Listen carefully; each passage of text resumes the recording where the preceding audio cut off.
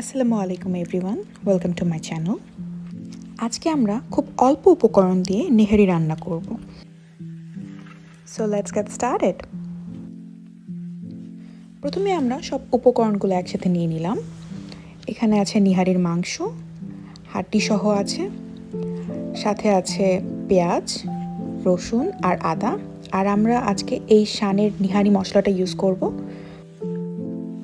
এখানে আমি নিহারির মাংস ভালোভাবে ধুয়ে পানি ঝরিয়ে নিয়েছি। এখানে হাড্ডি আর তেলযুক্ত মাংসই বেশি আছে। এখন আমি পেঁয়াজগুলো একদম ছোট ছোট কুচি করে কেটে নেব।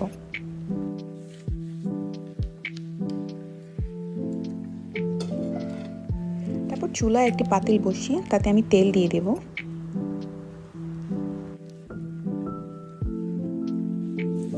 গরম তেলে পেঁয়াজগুলো ভালোভাবে ভেজে নিতে হবে যতক্ষণ পর্যন্ত এটার কালার চেঞ্জ না হয়ে যাচ্ছে।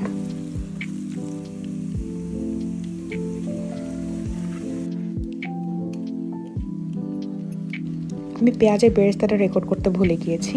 তারপর ব্লেন্ডারে আমি পেঁয়াজের বেরেস্তা, আদা, রসুন সব কিছু দিয়ে একটু পানি দিয়ে ব্লেন্ড করে নেব।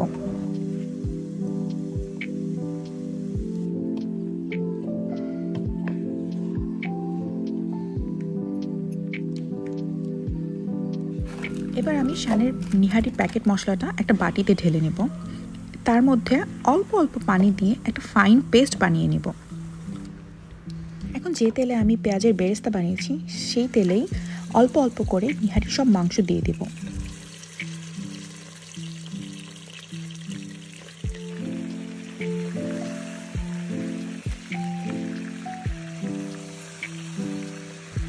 মাংস দেওয়ার পর ভালো করে নেড়ে তার উপরে ঢাকনা দিয়ে দেব। ততক্ষণ পর্যন্ত ভাজবো যতক্ষণ পর্যন্ত মাংসের কালার চেঞ্জ না হয়ে যাচ্ছে। এই পর্যায়ে আমরা যে শানের নিহারি মশলাটা মিক্স করে রেখেছিলাম তা ঢেলে দেব। ঢেলে ভালো করে মিক্স করে আমরা আর কিছুক্ষণ মাংসের সাথে মশলাটা কষাবো। তারপর আমরা যে আদা রসুনের পেস্টটা করেছিলাম ওটাও এটার মধ্যে দিয়ে দেব। দিয়ে ভালো করে মিক্স করে নেব। মিক্স করার পর আমরা এটাতে ফুটন্ত গরম পানি দিয়ে দেব যাতে মাংসটা ভালো করে সিদ্ধ হয়। যখন দেখবো কিছু তেল ভেসে আসছে উপর থেকে, কিছুটা তেল আমরা একটা সাইডে বাটিতে তুলে রেখে দেব। এটা পরে আমাদের নিহারিটা গার্নিশ করতে লাগবে। আরেকটা বাটিতে আমরা অল্প কিছু আটা অথবা ময়দা নিয়ে ওটা অল্প পানি দিয়ে ওটা মিক্স করে নেব। এই পেস্টটা নিহারির গ্রেভিটাকে ঘন করতে সাহায্য করে। এখন আমরা এটাকে ভালো করে সার্ভ করব। একটা বাটিতে তুলে যে তেলটা আমি আলাদা করে রেখে দিয়েছিলাম সেটা উপর দিয়ে একটু ছড়িয়ে দিচ্ছি।